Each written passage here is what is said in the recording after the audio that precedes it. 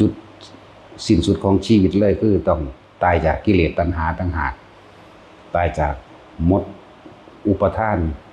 มดตัณหามดอุปทานมดความอยากใดก็อยากเป็นนี่จังที่สิ้นสุดของการตายนั่นแหละบางคนเห็นว่าหาอยู่หากินไปตายในระหว่างทำการที่กำลังหาอยู่หากินก็เขาเห็นตึกถล่มนั่นแหละบางคนก็ถูกรถชนตา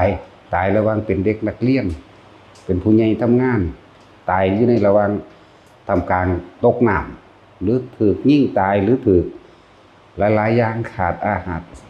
หายใจแต่ความตายในระหว่างร่างกายอันนี้บ่ทันได้แม่นจุดสิ้นสุดของชีวิตจุดสิ้นสุดของชีวิตจริงๆคือต้องหมดตัณหาอุปาทานหมดความอยากจังหากจังสิบ่มีการมาตายอีกตราบใดที่ยังมีตัณหาและอุปาทาน